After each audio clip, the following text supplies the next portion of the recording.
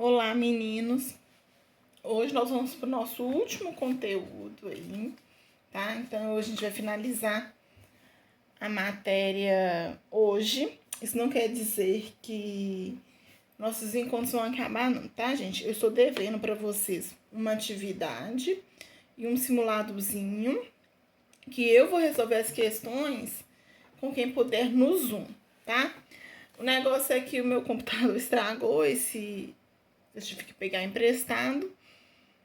Com isso, dificultou um pouco as coisas, mas a gente tem um tempo aí e eu vou ver semana que vem sem falta. Eu faço tanto atividade, na verdade a atividade eu já comecei a elaborar, só que está no meu computador no concerto.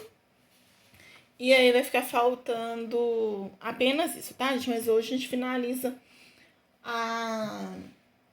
o nosso conteúdo. Então, já passei toda a parte gramatical. O último vídeo, né, da semana passada foi sobre figuras de linguagem. Agora tá faltando tipos de discurso. E, gente, o que mais... E a outra coisa que cai, com certeza, é a interpretação de texto, né? Tipos de discurso cai, mas não cai em todas as provas, diferentemente de figuras de linguagem. Eu preciso entender... Vocês, na verdade, precisam entender que o discurso, ele vem dentro de um texto narrativo. Então, é na narrativa, no contar algo, no narrar algo, é que vai vir um discurso. Eu tenho até 3 tipos de discurso. Nós vamos chegar lá, tá? Então, vamos lá. Dentre os canais que constituem o ato da comunicação, figura-se o discurso. Ele é o meio pelo qual se transmite uma ideia, se expõe uma opinião, quer na fala ou na escrita. Em se tratando do texto narrativo, todo o desenrolar dos fatos, ou da história, né, gente, daquilo que está sendo contado, juntamente com a ação dos personagens. E aí, gente, a gente está falando de personagens em texto narrativo, mas eu tenho a questão do discurso direto ou indireto, por exemplo, na notícia. A notícia, ela também é narrativa. Ainda que uma notícia ou uma reportagem, por exemplo, não seja um tipo de texto literário e sim informativo, eu estou contando algo. Então, quando eu falo João, 25 anos, morador do subúrbio de Belo Horizonte, foi atropelado pelo motorista de um ônibus. Eu estou contando uma história, ainda que ela seja verídica, é uma história. E aí, quando eu falo, por exemplo, uma das testemunhas afirmou que o motorista estava em alta velocidade. Então, ali eu estou usando até o discurso indireto, né? Que daqui a pouco eu vou explicar para vocês. Ao usar isso, gente, eu estou dando a fala de maneira indireta a um personagem aí. E esse personagem não é fictício, ele é verídico, tá? Então, não é obrigatoriamente dentro de textos literários que eu vou ter esses discursos, não. Em textos informativos, eu também vou ter, tá?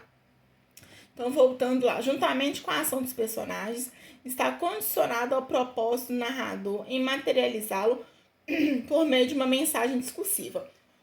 Agora, pensando mais em textos literários como contos, romances,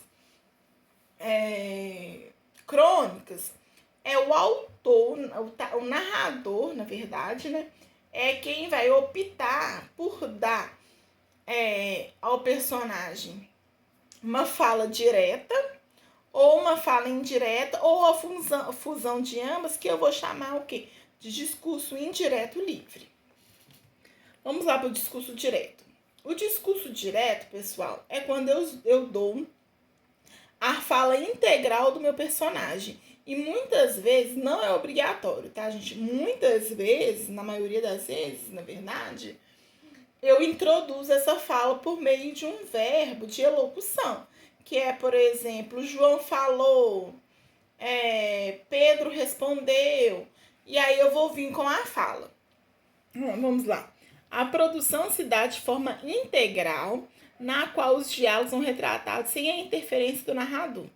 Trata-se de uma transcrição fiel da fala, dos personagens que, para introduzi-las, o narrador utiliza-se de alguns sinais de pontuação aliados ao emprego de alguns verbos de elocução, tais como dizer, perguntar, responder, indagar, exclamar, ordenar, entre outros. E aí, gente, eu sempre falo, João falou 2 pontos embaixo, normalmente, né? Travessão e aí o que o personagem falou. Esse é o discurso direto, que também pode ser marcado pelas aspas, tá, gente? Então, vamos lá. Maurício, aqui tá entre aspas, gente, todo o discurso, tá? Todo o discurso, não é exatamente a fala. Maurício saudou com silenciosa admiração esta minha vida avisada malícia.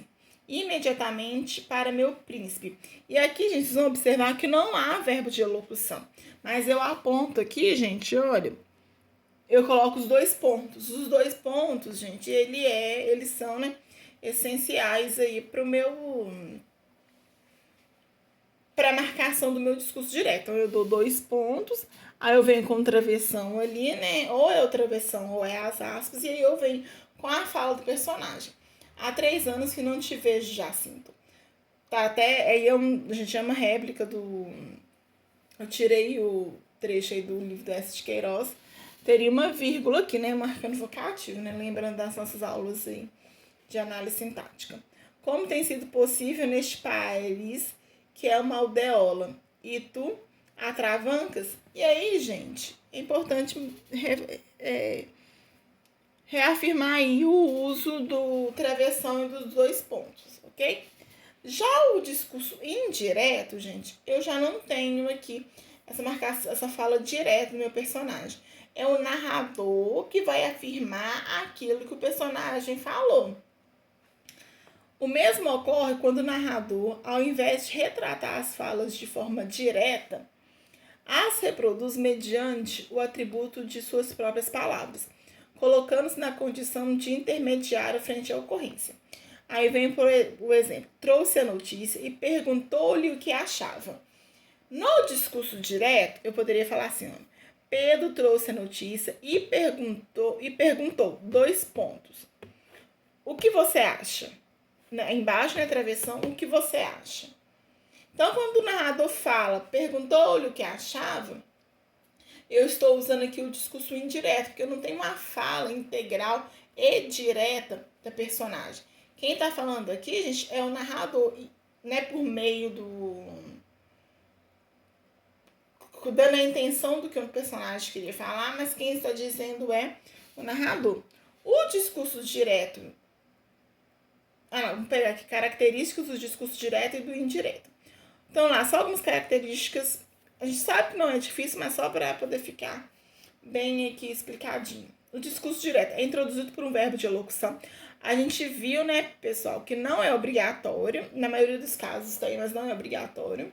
Então, eu tenho lá os verbos de elocução, seguidos de 2 pontos, e a mudança de uma linha para um novo parágrafo, no caso do uso do travessão. É iniciado por um travessão que indica a mudança da voz do narrador para a voz do personagem. Então, aqui, olha, aqui eu tenho a voz do narrador, né, gente? E aqui a mudança a fala do personagem, a mudança do personagem. E é feito na primeira pessoa do discurso, ou eu ou nós. O discurso, né, gente? O discurso indireto é introduzido por um verbo de elocução seguido de uma preposição que marca a mudança da voz do narrador para a reprodução da voz do personagem feita também pelo narrador. Então, a voz do personagem ela não aparece de forma explícita direta. É construído na mesma frase, não havendo mudança de linha ou de parágrafo, como foi feito no discurso direto. E é feito na terceira pessoa do discurso. O discurso indireto livre é a fusão dos 2 discursos. E aí é preciso que a gente tenha um pouco mais de atenção para enxergar essas 2 coisas, tá, gente? Essa fusão.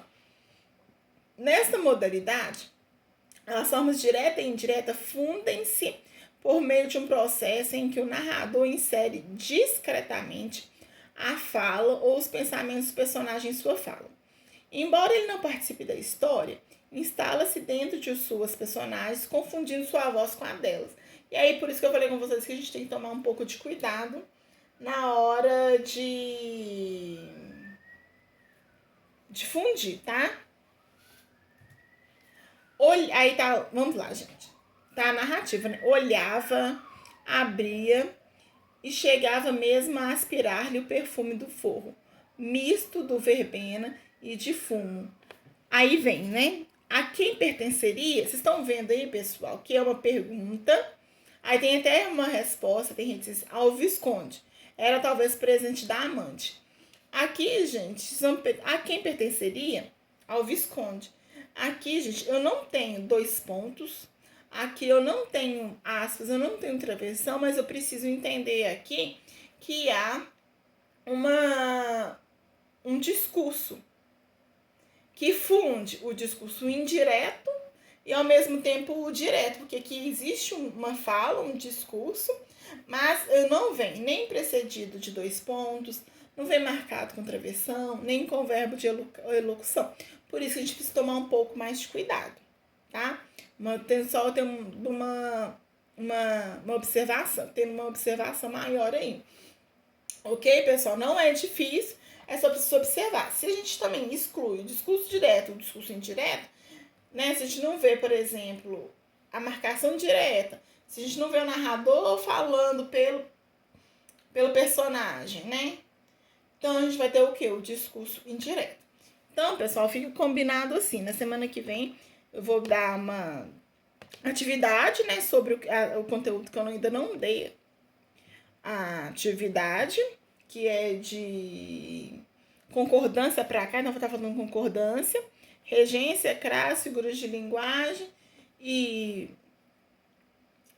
os tipos de discurso. E depois vou montar um simuladozinho que eu, né, contemplando boa parte do conteúdo aí.